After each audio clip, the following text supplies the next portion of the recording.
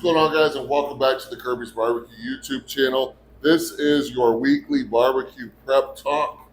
I'm excited to be back with you guys. It has been a minute since I was on the YouTubes.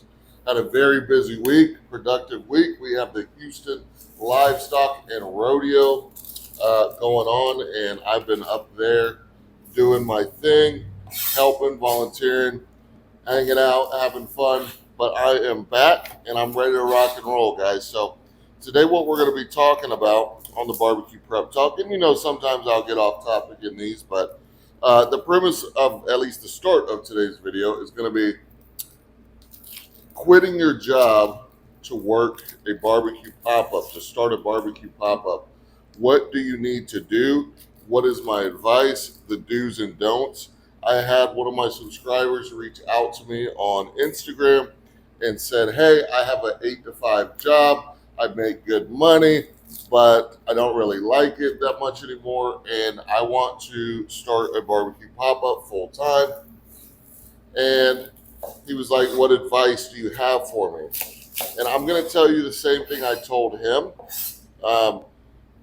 And what I told him was a couple things. And I don't think he really liked my response because he left me on red. It was kind of weird, but hey, maybe he got busy or something.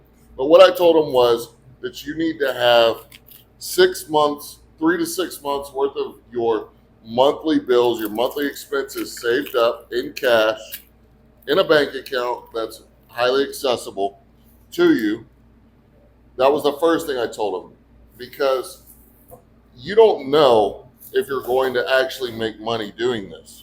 I can't predict your success without knowing you, without knowing the area you're in, what you're going to be serving, the quality of your food, so on and so forth. I cannot predict that. Just because I've been successful doing barbecue pop-ups doesn't mean everyone's going to be. And not only that, everyone has different financial needs. I live in a dual income household, right? My wife works, she does very well for herself. I worked for a long time and we saved money and we put a lot of money into the pop-up business, the restaurant business that we're trying to get open. And it has taken a lot of capital, and without the amount of money we have saved to be able to deploy that capital on these things, it wouldn't have happened. Guys, me and my wife at this point are spent probably $25,000 on equipment so far for this restaurant venture. So, if all you have is 25 grand saved and you're quitting your job and you spend it on a smoker and all this equipment and whatnot, and then you're not making bank immediately, how are you going to pay your rent? How are you going to pay your lights? How are you going to pay your car note? So on and so forth. So the first thing I told him was have 3 to 6 months worth of your expenses saved as an emergency fund, because you're probably not going to be profitable from day one. Probably not going to be profitable from day one. And even if your sales are really good starting out from day one, you're still having to recoup those losses from buying your equipment. Okay? So that's the first thing I told him, was have some money saved, good amount of money saved. The second thing I told him was that he needed to book a one-on-one call with me. And the reason I told him that was not just so I could make a little bit of money. However, I do one-on-one calls, so if anyone's interested, shoot me a message on Instagram. I don't charge a lot, but I have to charge something because it is my time, and that's time I could be spending working on my business and making money rather than working on your business and making money. So it's nothing personal. It's just, you got to pay for people's time, guys. But like I said, it's nothing crazy. But I told him, book a one-on-one with me. That way I could kind of see exactly what his situation is and give him more detailed advice that's geared towards his specific situation and get a better idea of what he's trying to do, right? Because everyone's situation is different. And then the third thing that I told him was, I told him that if he did not have restaurant experience, that in my opinion, if he was going to quit his 8 to 5, 9 to 5 job, then I would go pick up a job at a restaurant during the week so that he could get that experience in the restaurant business and run his pop-up business on the weekends. That's what I told him. And that's going to do a couple things. It's going to get him the restaurant experience that he needs. It's going to allow him to tap into a restaurant's employees. So if he ever needs help with his own pop-up business, he's got cooks, he's got cashiers, he's got people he can reach out to help him out. And then also what that's going to do is that's going to help him generate some income while he's getting his business up and running, because this thing costs more and more money every single day between equipment, food, all kinds of permits, all kinds of stuff. There's always something building stuff out, right? There's always something that you're going to need to spend some money on in this business. And so to have some incoming cash flow is going to be very important. And I couldn't do this without the cash flow for my wife's job. So I told him that, and like I said, he left me on red. And I think the reason he left me on red, unless he was just busy and forgot to get back to me, if that's the case, no problem. But I think the reason he left me on red was he didn't like my answer.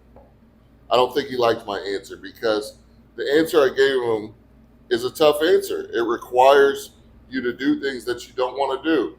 Most people can't save 3 to 6 months worth of their bills. Think about it. If you are spending, we'll use easy numbers. If you're spending $5,000 a month on your monthly expenses, your mortgage or your rent, your car notes, insurance, food, gas, all that good stuff, and I'm telling you to save 6 months worth of your expenses so you can pay your bills for 6 months without having a profit, if that's the case, well, that's $60,000. How many people today have 60 grand laying around? I know some of the people on my channel do, because I've seen the comments and I've gotten emails from people starting barbecue restaurants, and they're working with $125,000, $150,000 budgets to open their restaurant, which is way more than I had to work with. But I know some of you do have that kind of money, and that's fantastic. But some of you do not. Some of you do not. And the reason you're like, man, that's a lot of money, and I get it. But the reason I say that is because if you were to quit your job today and have no income coming in, because you're not going to be profitable day one in your pop-up business. I'm telling you that right now. At least not profitable enough to pay your own bills. You may be profitable enough to reinvest and purchase more food, right? But other than that, it's going to be kind of tough at the beginning. I'm telling you that from personal experience. So the reason I'm saying if your bills are $5,000, you need 60,000 saved before you even think about quitting your job, is because that'll allow you to pay your bills. That'll allow you to pay your bills for a whole year. Now, I said 3 to 6 months. Ideally, 6 months to a year is what you want. Ideally, 6 months to a year. So 30,000 minimum. That's 6 months worth of expenses. So if you quit your job today and you didn't make another dollar, you would be able to pay all your bills for 6 months. Okay? That's what you're looking to do. And that's tough. That's tough. And then with the restaurant experience, like I said, I don't know this guy. I don't know his background. He didn't respond to me. Hopefully he does after this video. But if you're trying to get into this and you have no restaurant experience, you need to go get some. And I don't mind if you try to start this thing while you're getting experience. Like I mentioned, work in a restaurant, and I don't care what you do. I don't care if you have to start off in the dish pit. If you got to start out in the dish pit, that's where you got to start out. Okay, you're still going to be able to learn valuable things other than just washing dishes, because you're going to be able to interact with the cooks, the bartenders, the servers, the managers. And you go, and I've said this before, but you go and you work at that restaurant in whatever position you can get, and you tell the manager, hey, I'm starting a barbecue pop-up business. Eventually I want to open a restaurant.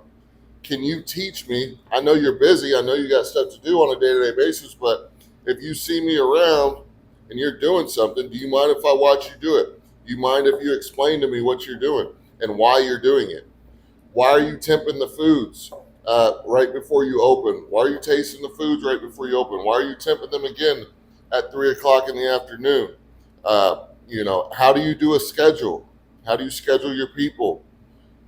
How do you know what times to bring them in and to send them home?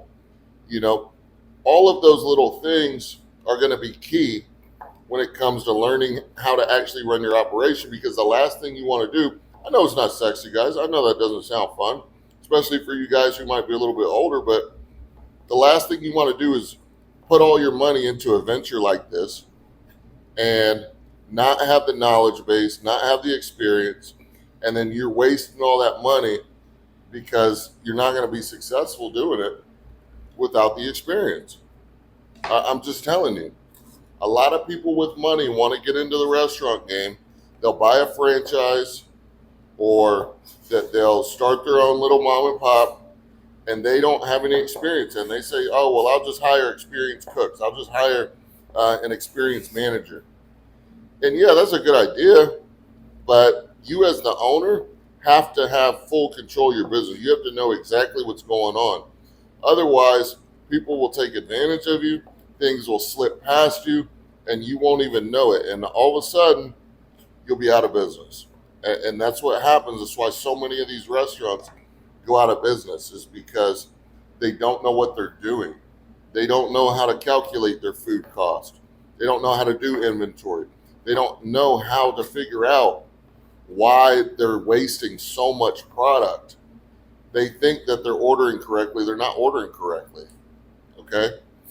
And the fastest way to go out of business for a restaurant, two things. Number one, food costs. Number two, theft. Number one, food costs. Number two, theft. And if you've never had to deal with those things in this restaurant setting, you're not going to be prepared for them. You're not going to be prepared for them. So what did I say? Three things. Stack cash, preferably 6 to 12 months worth of expenses. So if you make $5,000 a month, or your bills are $5,000 a month, you need to have $30,000 to $60,000 saved for emergencies. That's outside of your startup money that you're using to run the business. That's your emergency fund money for your bills. Okay. Then, ideally, you don't have to do this stuff, but ideally book a one-on-one with me. That way I can give you the tools and the knowledge and the things you need and the advice you need to be successful. Just reach out to me. Reach out to me on Instagram or shoot me an email, and I will be able to book that one-on-one with you. As far as pricing goes for that, I'm probably going to do just $100, man. I'm doing $100 flat. And what that's going to get you is, that's going to get you initially a 1-hour phone call consultation where we're going to break down your entire business strategy. And I'm going to give you advice on what I think you should do to be successful. And then that will also buy you ongoing contact with me, so that when I see your messages on Instagram, I will respond to those messages first and accordingly. So kind of think about it as you're paying a one-time fee, but you're getting ongoing business consulting. So you can't really beat that. And then the last thing I said was, make sure that you get some restaurant experience if you don't already have it. And if you're asking, if you're new to the channel, I have about a decade's worth of restaurant experience. I managed restaurants for the majority of that time. I was a managing partner, which means I had partial ownership in the upside of the restaurants I was a part of. I managed all the operations from the bar to the front of house to the kitchen, everything, guys, everything. So I learned in my time working restaurants for other people every single function of the restaurant. I could train an employee to do anything in the restaurant, whether it is to be a cook, a bartender, a manager, a shift lead. I can teach them how to do P&Ls. I can teach them how to clean the bathroom. I can teach them how to do inventory. I can teach them how to write an employee up, how to hire, how to fire. Do you guys have those skills? Have you guys done that before? Have you had to call as somewhat aggressive employee into your office and Discipline them. Write them up, fire them, whatever the case may be. Maybe, maybe not. Maybe you have, maybe you haven't. But those are the three things. And I know it's tough. You don't want to save all that money. It takes too much time. You want to quit your job. You don't like it. You know, you don't want to go work in a restaurant. You're quitting your job so you can do your own thing. Why am I going to go get another job making probably way less than what I'm making now and listening to somebody I don't want to listen to? Well, it's what it takes to be successful in this game, guys. So hopefully you guys enjoyed this video. Hopefully it helps. And I will see you in the next one. Peace.